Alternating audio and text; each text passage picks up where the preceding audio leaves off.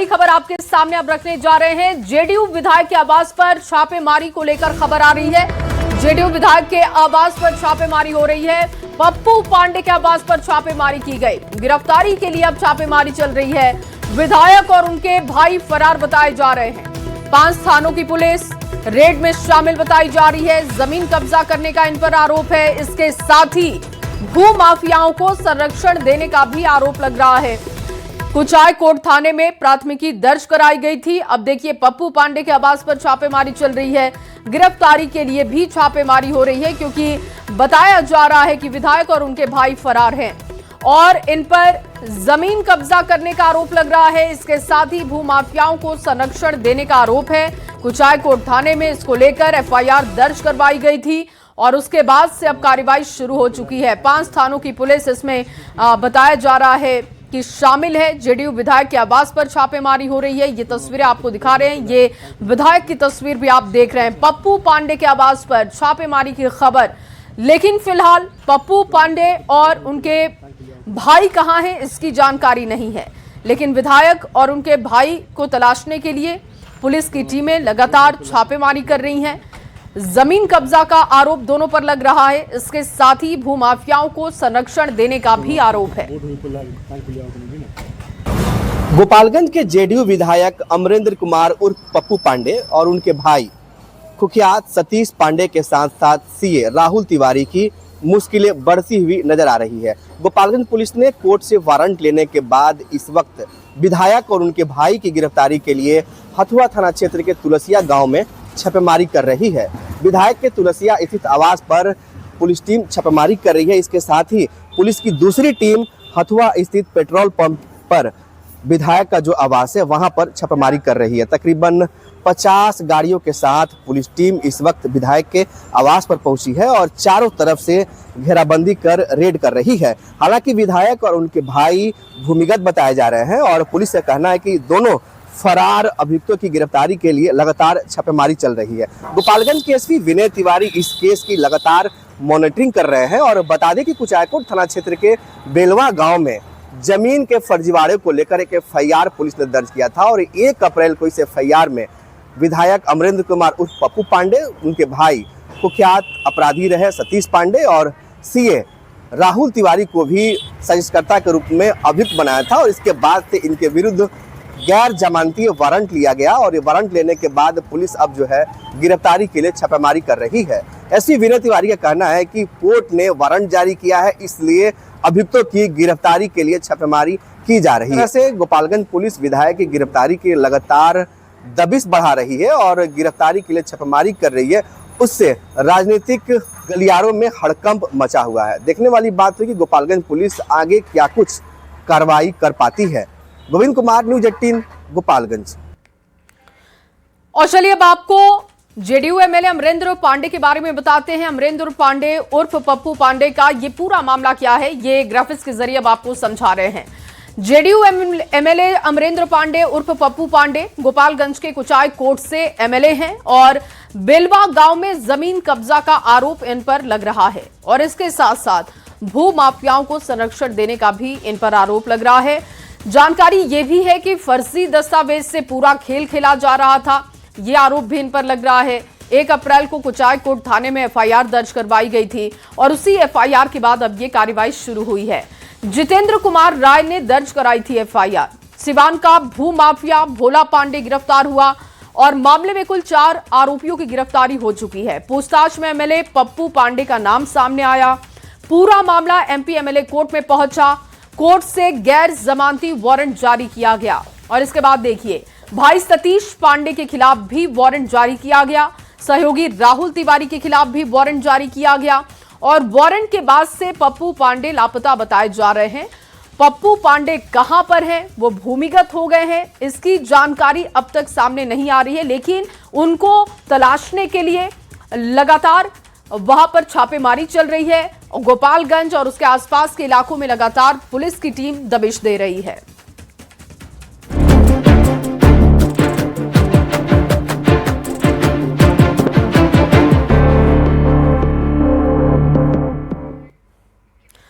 और सबसे बड़ा सवाल यह है कि बिहार का मुख्यमंत्री अब कौन बनेगा। देखिए, बिहार में नई सरकार की हलचल तेज है। कल नीतीश कैबिनेट की आखिरी बैठक होने जा रही है और बैठक के बाद माना जा रहा है कि नीतीश कुमार इस्तीफा दे देंगे। बीजेपी विधानमंडल दल के नेता का चयन होगा। जेडीयू विधायक दल की बैठक में नेता का चयन किया जाएगा और इसके साथ ही आपको बता दें कि एनडीए विधायक दल की बैठक भी होगी और बैठक के बाद नए सीएम फेज की घोषणा कर दी जाएगी। फिलहाल अटकलें तेज है। 10 से ज्यादा नाम सीएम रेस में आगे चल रहे हैं और अब कल जो बैठक होने वाली है वो बहुत महत्वपूर्ण होगी। कल का दिन बहुत महत्वपूर्ण बिहार की सियासत के लिहाज से। कल नीतीश कैबिनेट की आखिरी बैठक होने जा रही है। बैठक के बाद नीतीश कुमार इस्तीफा दे देंगे और उसके बाद बीजेपी विधानमंडल दल के नेता का चयन किया जाएगा। जेडीयू विधायक दल की बैठक में नेता का चयन किया जाएगा और एनडीए विधायक दल की बैठक भी होगी। बैठक के बाद सीएम फेज की घोषणा होगी। ब्यूरो चीफ दिवाकर जी इस वक्त हमारे साथ जुड़ चुके हैं। दिवाकर जी, क्योंकि कल का दिन बहुत महत्वपूर्ण होने जा रहा है, क्योंकि लगभग कल तस्वीरें साफ हो जाएंगी बिहार को लेकर कि आखिर कौन होगा अगला मुख्यमंत्री। कि कल का दिन काफी महत्वपूर्ण है, तो बिहार की राजनीति में निस्संदेह कल का दिन काफी महत्वपूर्ण है और नीतीश कुमार कल आखिरी कैबिनेट की बैठक करेंगे। नीतीश कुमार की अध्यक्षता में 11 बजे कैबिनेट की बैठक होगी। उस बैठक के बाद नीतीश कुमार अपने पद से इस्तीफा देंगे। उसके बाद कवायद शुरू होगी नई सरकार के गठन की, नए सीएम के चेहरे के चयन की। तो उसमें ये खबर आ रही है कि केंद्रीय मंत्री शिवराज सिंह चौहान जो पटना होंगे, उनकी मौजूदगी में बीजेपी विधायक दल के नेता का चयन होगा। जेडीयू भी अपने विधायक दल की बैठक करेगी और एनडीए के अन्य घटक दलों के विधायक दल की भी बैठक होगी। जेडीयू विधायक दल की बैठक में भी उनके नेता का चयन होगा। फिर उसके बाद जो है एनडीए विधानमंडल दल की बैठक होगी और सीएम के नए फेज की घोषणा होगी। एनडीए विधानमंडल दल की बैठक में ही नए सीएम के चेहरे का चयन होगा और फिर उसके बाद नीतीश कुमार के साथ सीएम के जो नए चेहरे होंगे और एनडीए घटक दल के जो विधायक होंगे, विधायक दल के नेता होंगे, उनके साथ लोक भवन की तरफ सभी नेता रुख करेंगे और नए सीएम को लेकर नीतीश कुमार जानकारी देंगे। सीएम वो ये जानकारी देंगे गवर्नर को कि एनडीए के विधानमंडल दल की बैठक में नए नेता का चयन हुआ है और नया नेता जो होगा वो गवर्नर को विधायकों के समर्थन पत्र के साथ सरकार बनाने का दावा पेश करेगा। तो अब कल की जो बैठकें होगी काफी महत्वपूर्ण होगी। सुबह से लगातार सरकार बनाने की कवायद शुरू हो जाएगी और देर शाम तक जो है तस्वीर साफ हो जाएगी कि बिहार का अगला मुख्यमंत्री कौन होगा। ये भी सूचना आ रही है कि वीवीआईपी मूवमेंट भी हो सकता है, या तो प्रधानमंत्री या गृह मंत्री कल शपथ ग्रहण समारोह में शामिल हो सकते हैं। हालांकि आधिकारिक जानकारी नहीं मिल पाई है, लेकिन लोक भवन में उनके ठहरने और जो है उनके मूवमेंट को लेकर तैयारियां की जा रही है। बंगाल में लगातार जो है केंद्रीय मंत्रियों के चुनाव अभियान चल रहे हैं। केंद्रीय गृह मंत्री भी लगातार कई चुनावी सभाओं को संबोधित कर रहे हैं। प्रधानमंत्री के भी सभाएं हो रही हैं। तो अब देखना है कि प्रधानमंत्री या केंद्रीय गृह मंत्री वीवीआईपी कौन से होंगे, जिनको लेकर तैयारियां चल रही है और कल का दिन काफी महत्वपूर्ण है। बिल्कुल। और कल नीतीश कैबिनेट की आखिरी बैठक भी है। दिवाकर जी, कौन से वो मुद्दे लग रहे हैं जिसको लेकर 5 साल आगे बढ़ेगी जो नई सरकार होगी, जो नए मुख्यमंत्री होंगे, वो कौन से बड़े मुद्दे हो सकते हैं? देखिए, 7 निश्चय 3 को जो है लागू किया जा रहा है। जो तीसरा पार्ट है 7 निश्चय का, और उसमें सबसे ज्यादा फोकस है कि कैसे उद्योग धंधे का विस्तार हो, उद्योग धंधों को जो है गति दी जाए, साथ ही जो है कैसे रोजगार क्रिएट किया जाए, चाहे वो सरकारी क्षेत्र में हो या जो है निजी क्षेत्र में रोजगार कैसे मिले, युवाओं को कैसे आगे किया जाए और महिलाओं की ज्यादा से ज्यादा तरक्की हो। इस बात को लेकर 7 निश्चय पार्ट 3 में जो है लगातार सरकार योजनाएं बना रही है और जो नई सरकार भी होगी उसका फोकस होगा कि उद्योग का कैसे विस्तार किया जाए राज्य में। जिस तरीके से चुनाव से पहले संकल्प पत्र में बीजेपी ने ये कहा था कि उसका फोकस होगा कि हर जिले में औद्योगिक गतिविधियां हो, तो उसको लेकर लगातार सरकार प्रयास भी कर रही है। बिल्कुल, कुल मिलाकर ये कह सकते हैं दिवाकर जी कि जो अभी की सरकार ने सेट किया है फॉर्मूला, नीतीश कुमार के जो विचार हैं उसी को लेकर आगे नई सरकार बढ़ेगी। बहुत शुक्रिया आपका तमाम जानकारी के लिए। तो देखिए, बैठक के बाद नीतीश कुमार कल इस्तीफा दे देंगे, ऐसी जानकारी है। बीजेपी विधानमंडल दल के नेता का चयन होगा। जेडीयू एमएलए दल की बैठक में नेता का चयन किया जाएगा और इसके बाद एनडीए विधायक दल की बैठक भी होने वाली है।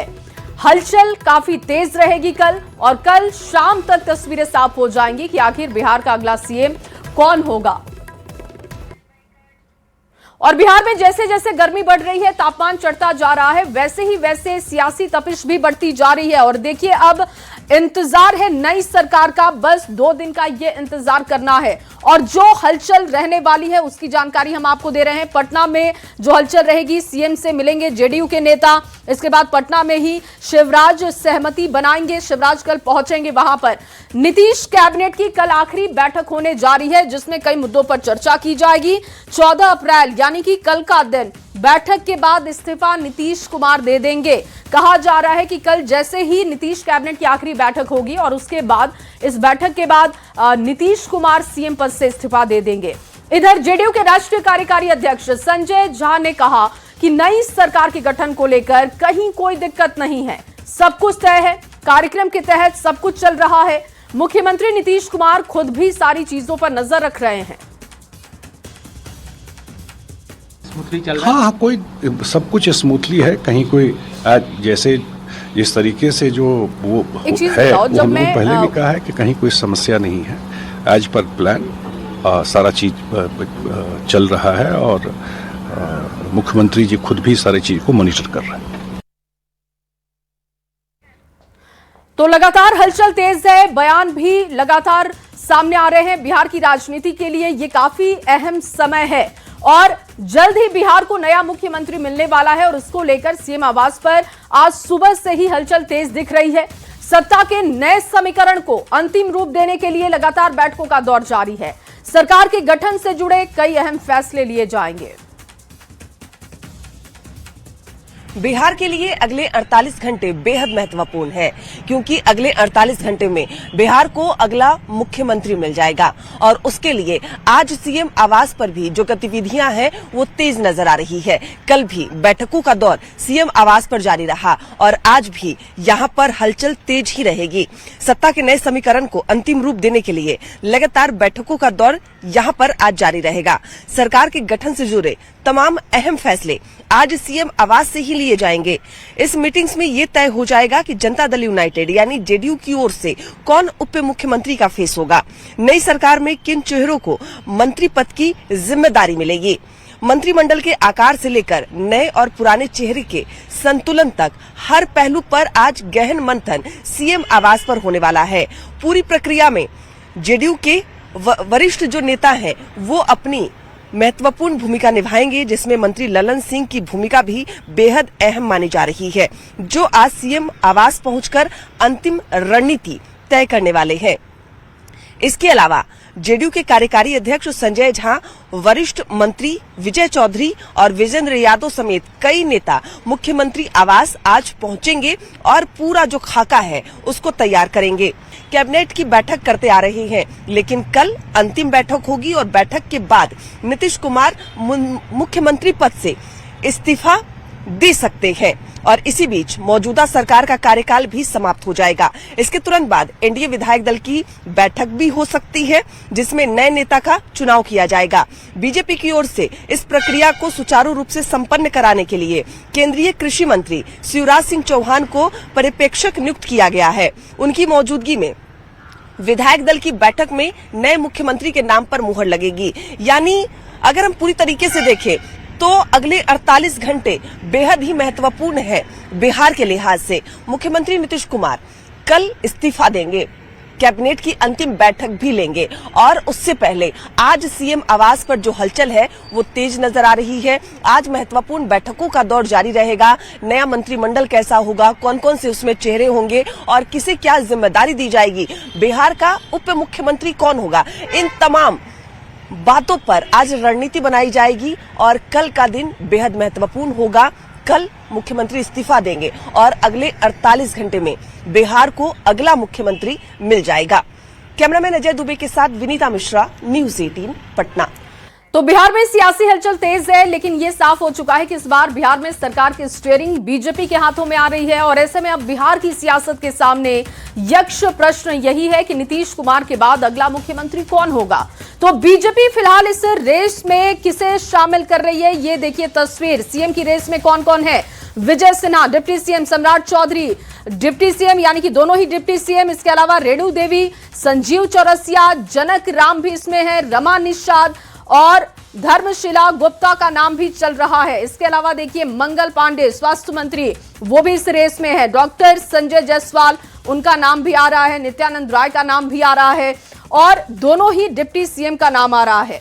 और आपको बता दें कि डिप्टी सीएम के लिए निशांत कुमार का नाम लगभग फाइनल माना जा रहा है। माना जा रहा है कि कुछ चेंजेस होंगे तो 2 डिप्टी सीएम वाला कॉन्सेप्ट बिहार में देखने को मिल सकता है। फिलहाल अभी निशांत कुमार को लेकर कहा जा रहा है कि वही डिप्टी सीएम होंगे। जेडीयू के राष्ट्रीय कार्यकारी अध्यक्ष संजय झा ने कहा कि नई सरकार के गठन को लेकर कहीं कोई दिक्कत नहीं है, सब कुछ फाइनल हो चुका है, सब कुछ तय कार्यक्रम के हिसाब से चल रहा है। मुख्यमंत्री नीतीश कुमार खुद भी सारी चीजों पर निगाहें रखते हैं, सुनाते हैं उनका बयान। स्मूथली चल रहा है। हाँ, कोई सब कुछ स्मूथली है, कहीं कोई जैसे इस तरीके से जो वो है वो हम लोगों ने पहले भी कहा है कि कहीं कोई समस्या नहीं है। एज पर प्लान सारा चीज चल रहा है और मुख्यमंत्री जी खुद भी सारी चीज को मॉनिटर कर रहे हैं। और चलिए अब आगे बढ़ते हुए आपके सामने एक बड़ी खबर रखते हैं। नवादा से इस वक्त की बड़ी खबर आ रही है। बच्चों से भरी स्कूल वैन पलट गई है। हादसे में 20 बच्चे जख्मी बताए जा रहे हैं। घटना में 2 की हालत नाजुक है। निजी क्लिनिक में सभी का इलाज हो रहा है। तीखा मोड़ पर अनियंत्रित होकर ये वैन पलटी। नशे की हालत में ड्राइवर था, ये आरोप लगाए जा रहे हैं। ग्रामीणों ने ड्राइवर को पकड़ा। गोविंदपुर के हरनारायणपुर महेशपुर रोड की ये घटना आपको बता रहे हैं, जहां पर स्कूली वैन पलटने की वजह से बच्चे घायल हुए हैं। तीखा मोड़ पर यह वैन अनियंत्रित होने के बाद पलटी है। बच्चों से भरी स्कूल वैन जब पलटी, देखिए मौके पर स्थानीय लोग पहुंच गए, परिजन पहुंच गए। इस हादसे में 20 बच्चे घायल बताए जा रहे हैं और सबसे गंभीर आरोप ड्राइवर पर कि ड्राइवर नशे की हालत में था। ये तस्वीर आप देख रहे हैं, ड्राइवर को वहां से पुलिस ले जाते हुए, लेकिन लोगों का कहना है कि ड्राइवर ने शराब पी रखी थी, जिसकी वजह से उसका कंट्रोल खोता है गाड़ी पर और नशे की हालत में ड्राइवर के होने की वजह से ये घटना घटी। देखा इसका कार्रवाई किया जाए और पहले तो ये घर उजाड़ देता, जो कि वहाँ पे हम लोग 5 वाहन के ड्राइवर का मगध सेंट्रल का। अच्छा, उस जो एक्सीडेंट हुआ है। अच्छा, प्रधानाध्यापक को फोन कर रहे हैं, मोबाइल बंद है, मोबाइल बंद कर दिया। लेकिन मतलब घटना और दुर्घटना के बारे में बच्चों को देखने के लिए नहीं आए क्या? कोई भी नहीं पहुँचे। वहाँ पे हम लोग पहुँचे हैं। पहले तो गाड़ी वाला जो ड्राइवर है वो पहले एक घर उजाड़ देता 10-100 कदम पीछे। इसको बोला भी गया कि ऐसे बच्चे गाड़ी नहीं चलाता है। उसको 10 कदम आगे बढ़ने के बाद में वो गाड़ी ने कम से कम खाया में नहीं 4 पटका मारने के बाद खाए में आके गाड़ी खेत में गिरा। नवादा संवाददाता अनिल विशाल इस वक्त ज्यादा जानकारी के साथ जुड़ चुके हैं। अनिल, ये कैसे हादसा हुआ और ड्राइवर पर आरोप लग रहे हैं कि उसने शराब पी रखी थी। अभी 20 बच्चों की हालत कैसी बताई जा रही है? जी देखिए, इसमें एक दुखद घटना जो तुरंत अभी जो निकल कर आ रही है कि एक बच्चे की जो है जो मौत हो चुकी है। हालांकि अभी इसकी पुष्टि नहीं हुई, क्योंकि उसे जब गोविंदपुर पीएचसी से जब रेफर किया गया था उसकी स्थिति नाजुक बनी हुई थी। मगर अभी जो उनके जो परिजन जो बता रहे हैं कि उसकी मौत हो चुकी है, उसे नवादा सदर अस्पताल लाया जा रहा है, जिसकी आधिकारिक पुष्टि होना बाकी है। दरअसल यह घटना जो है एक तीखे मोड़ के पास हुआ है और ग्रामीण लोग जो है वहाँ पे गेहूं कटाई का काम कर रहे थे और जैसे ही वैन पलटकर रोड के किनारे पलटी, उसमें सभी स्कूली वैन के पास पहुंचे और वहाँ जो जितने भी मजदूर और ग्रामीण जो गेहूं कटाई में लगे हुए थे वो वहाँ पहुंचे और सभी बच्चों को वहाँ निकाल कर बाइक के जरिए उसे स्थानीय पीएचसी और निजी क्लिनिक में भर्ती कराया। ग्रामीणों का आरोप है कि ड्राइवर जो था वो नशे में था और जिसे ग्रामीणों ने उसे पकड़ रखा है और उसकी पिटाई भी हुई है और इस घटना की जानकारी जो स्थानीय पुलिस को भी दी गई है। पुलिस जो है मौके पर पहुंच गई है और जो वैन जो है उसे रेस्क्यू किया जा रहा है। फिलहाल जितने भी बच्चे इसमें जो घायल हुए हैं तकरीबन 20 की संख्या बताई जा रही है, क्योंकि वैन जो है उतनी कैपेसिटी की नहीं थी, मगर फिर भी बच्चों को लादकर उसमें नियम के विरुद्ध लेकर जाया जा रहा था। एक निजी स्कूल का यह वाहन है। परिजनों का यह भी आरोप है कि जब परिजन उसे जब स्कूल के एडमिनिस्ट्रेशन से जब इसकी जानकारी ले रहे थे तो उन्होंने फोन नहीं उठाया और उल्टा फोन को ही ठीक है। कर दिया। अनिल, तो आप नजर बना के रखिएगा, आगे भी आपसे अपडेट लेंगे। फिलहाल के लिए आपका बहुत शुक्रिया तमाम जानकारी के लिए। अगली खबर सासाराम से आपके सामने रख रहे हैं, जहां पर महिला की संदिग्ध मौत से सनसनी का माहौल बन गया। मायके वालों ने ससुराल वालों पर गला दबाकर हत्या का आरोप लगाया है, जबकि गांव के लोग इस घटना को आत्महत्या बता रहे हैं। घटना के बाद से महिला का पति भी फरार है, जबकि पुलिस ने मृतक महिला के ससुर को हिरासत में लिया। घटना नासरीगंज थाना क्षेत्र के मंगीतपुर की ये बताई जा रही है। ये मेरा बहन थी, अब वो पहले लड़ाई झगड़ा करती थी। हमारा गांव कर्मा है, रोहतास जिला में पड़ता है। क्या हुआ आपके बहन के साथ? बहन का साथ हुआ है कि वो सब मुआ करके हमारे मोबाइल पर कॉल किया है। और जब हम बोले हैं कि क्या हुआ, तब बोल रहा है कि तुम्हारा बहन डेथ कर गई है, अपना बहन को लिया कर चले जाओ यहाँ से। और अगली खबर बेगूसराय से, जहां दबंगई का वीडियो सोशल मीडिया पर वायरल हो रहा है। वीडियो में एक युवक हथियार लहराते हुए ग्रिल दुकान पर पहुंचता है और दुकानदार को धमकी देकर फायरिंग कर देता है। मामला साहेबपुर कमाल थाना क्षेत्र के चौकी गांव का है। इस वायरल वीडियो की अब तक आधिकारिक पुष्टि नहीं हो सकी है। बताया जा रहा है कि ग्रिल दुकान के सामने युवक बाइक की बैटरी चोरी कर रहा था और इसी दौरान उन्होंने आरोपी को रंगे हाथों पकड़ा। चोरी का विरोध करने पर आरोपी भड़क उठा और फायरिंग कर दी।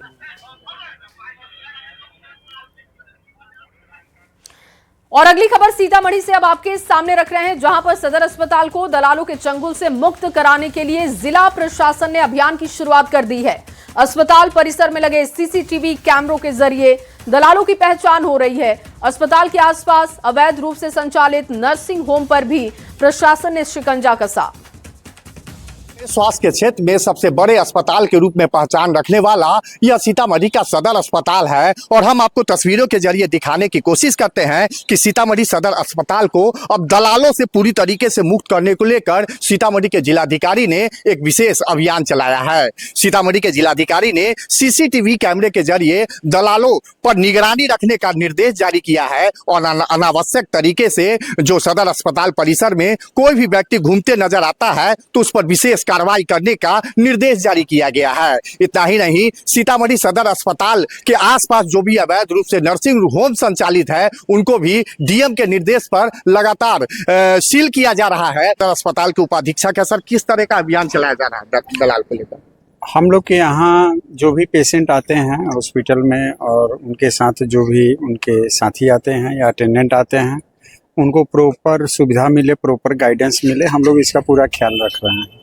साथ में अगर कोई भी दलाल उनको बहलाने या फुसलाने का प्रयास करता है तो हम लोग माइक के माध्यम से रेगुलर घोषणा करते हैं कि आप लोग सतर्क रहिए, तथा उसकी पहचान अगर हो जाता है तो हम लोग के यहाँ महिला गार्ड भी है और पुरुष गार्ड भी है, उनके द्वारा उनको पकड़वा कर और पुलिस के हवाले किया जाता है। हमारे यहाँ टीओपी भी खुला हुआ है जहाँ हर समय पुलिस के पदाधिकारी रहते हैं और तुरंत उन लोगों पर कार्रवाई होती है। तस्वीर देख सकते हैं जो सीतामढ़ी का यह सदर अस्पताल है, वहाँ विशेष रूप से अभियान चलाया जा रहा है, दलालों पर विशेष कार्रवाई की जा रही है। इसको लेकर अस्थायी रूप से यहाँ पुलिस कैंप भी बनाया गया है ताकि जो दलाल है उस पर शिकंजा कसा जा सके और उन पर कार्रवाई की जा सके।